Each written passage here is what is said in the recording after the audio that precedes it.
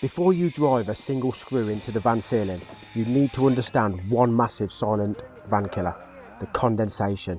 Today we are going to be tackling the structural ceiling battens of this 2007 Peugeot Boxer, and I am going to show you exactly how I am battling the dreaded curve of this van to get a perfectly dead flat ceiling ready for your cladding.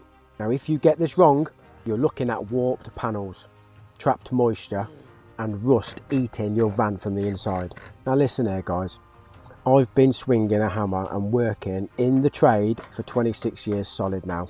I've seen it all, built it all and fixed a whole lot of mistakes. But I will be the very first person to tell you right now, I am not a know-it-all. Every single build is a brand new beast and this Peugeot Boxer is no different. So I am going to share the absolute best methods I've developed over decades on the tools, but I'm always learning. So by the end of this video, you're going to see exactly how I secure these ceiling battens without piercing the exterior roof, how we leave strategic cable channels, and how we conquer that thermal bridge. So stick around because the hardest part of this entire ceiling is coming up. And you need to see how we prepped for it. Let's get into the van. Step 1, we are dealing with the aftermath of our insulation prep. If you look closely at these structural ribs running across the ceiling of this Boxer, you'll see we've squeezed expanding foam into every single conceivable gap between the rib and the exterior skin. Now why did I do that? It's all about the thermal dynamics. The absolute golden rule of van building is stopping warm, moist air from inside your living space from ever making physical contact with the cold exterior metal. The moment that happens, you hit the dew point. Condensation forms, water drips down your walls, and your beautifully built home on wheels turns into a damp, rusty nightmare. Right now, I am taking a sharp blade and slicing off the excess foam perfectly flush with the metal ribs. We need a completely clean, flat surface to mount our timbers. Now as I'm doing this, my site manager Rowan, my beautiful black English working Cocker Spaniel dog, is keeping a very close eye on every quality control from her spot on the plywood. She doesn't let any sloppy work slide. Now here is a massive challenge with these Peugeot Boxers, the Fiat Ducatos, the Citroen Relays. The roof is not flat. It has a distinct continuous bow to it. Now if you just slap a piece of timber up there and fire screws into it blindly, and the cladding is just going to look like a roller coaster. So here is my 26-year trade approach to beating the curve. When I am cutting the timber battens, I make sure that I'm using kiln dried planed softwood so you don't introduce moisture into the van, and we are securing them strategically. We start by putting a screw in the absolute far left hand side and another on the right hand side to hold them up. Then we come inward around about 200mm from each side and we drive another screw into the metalwork. But here is the crucial trick. We are leaving a slight gap completely unscrewed right in the centre of the ceiling. Why? Cable management. When it comes time to run your 12-volt wiring for your ceiling puck lights, trying to fish wires through a solid block of timber and tight metal is a nightmare. By leaving a calculated central gap, our corrugated cable conduit is going to pass through effortlessly. It also allows to bridge the deepest part of the van curve without snapping under extreme tension. We are pulling the ends tight and letting the middle bridge the gap to keep the face of the timber as flat as humanly possible. Let's talk technical specs just for a second, because the details actually matter. You cannot just blast a thick wood screw straight up into the metal rib of a van and pray. You will snap the screw, strip the metal, or even worse. Now I'm using a sharp 3mm HSS drill bit to pilot the hole every single fixing point. This 3mm pilot allows our self-tapping screws to bite into the metal smoothly without distorting the rib. Now I know what you're thinking. Are you going to drill straight through the roof? The answer is no, we're not. These specific metal ribs in the 2007 Boxer feature a slight internal void. There is a pocket of empty space between the bottom face of the rib and the actual exterior roof panel of the van. Now, as long as you respect the depth of your drill bit and you use the correct length screws, there is absolute zero chance of making a convertible out of your van today. Now, this is the system that has worked flawlessly for me. But like I said, the van life community is packed with absolute geniuses. I want to hear from you right now. How do you tackle the curve of your van ceiling? Do you curve cut back of your timbers? Do you use rivets instead of screws? Drop the exact methods down in the comments below. I read every single one of them, and I guarantee someone else watching this video needs your exact piece of advice. Sound off, get down there. Let me pause the build just for 10 seconds because I have something massive for you. Building a van from scratch is overwhelming. You know it.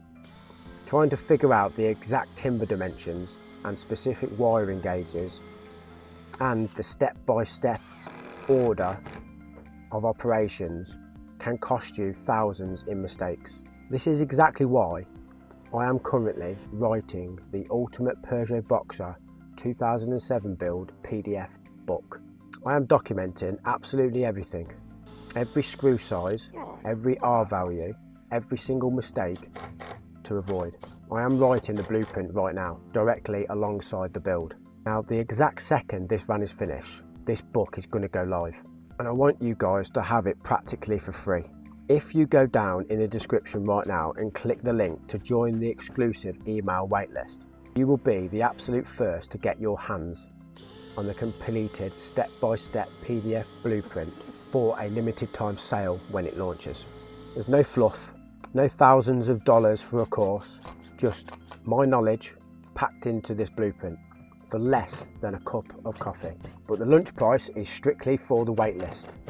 So click the link below or in the pinned comments, get your name on the list, and let's get back to the ceiling. All right, we're back inside and the clock is ticking.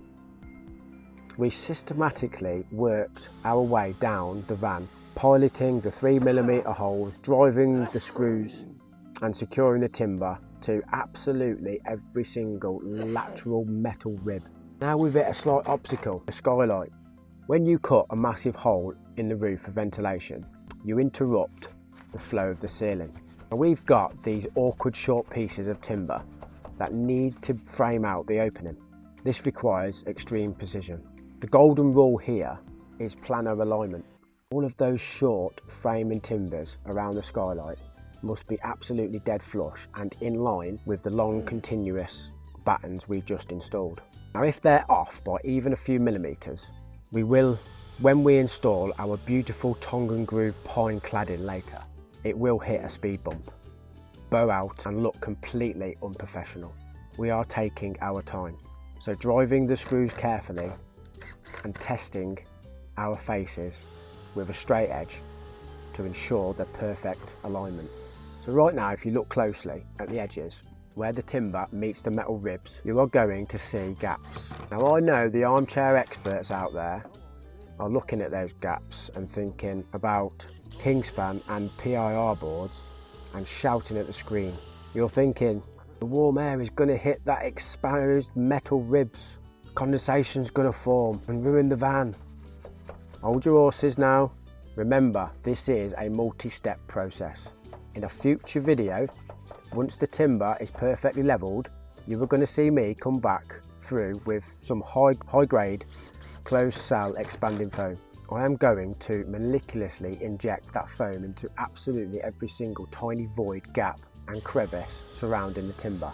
We are going to lock out the air, seal the thermal bridge entirely and ensure not a single molecule of warm air ever touches the cold steel of the Peugeot Boxer. But for today, The priority is purely mechanical.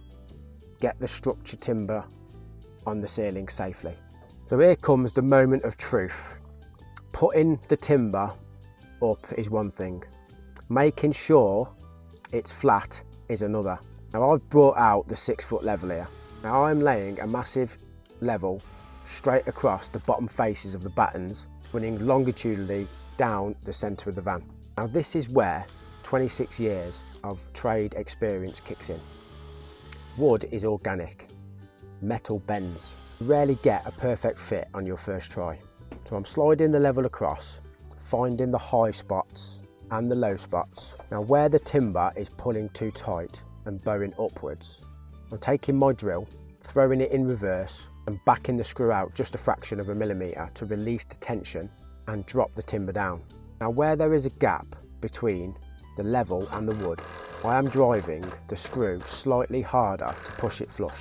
We are rough tuning the ceiling today, but we are getting it incredibly close as humanly possible by eye and feel. Tomorrow we are coming back in with some fresh eyes to precision level every single millimetre of this grid so it's absolutely dead flat. But I'm going to warn you right now, what we did today was the easy part. The absolute hardest, most brain bending part of framing a van ceiling is the front cab section and the rear door section. Why? Because the metal ribs just stop and there is absolutely nothing structural to screw your final battens into on the roof. You have to invent structural integrity out of thin air, and you have to level it blindly through the rest of the ceiling. It is a nightmare of a job and it requires some serious trade tricks, and that is exactly what we're going to conquer in the next video. So the ceiling ribs are locked in, the thermal bridge is prepped, and the Boxer is one step closer to home. So drop a like, hit the subscribe button, and I'll see you guys on the next one.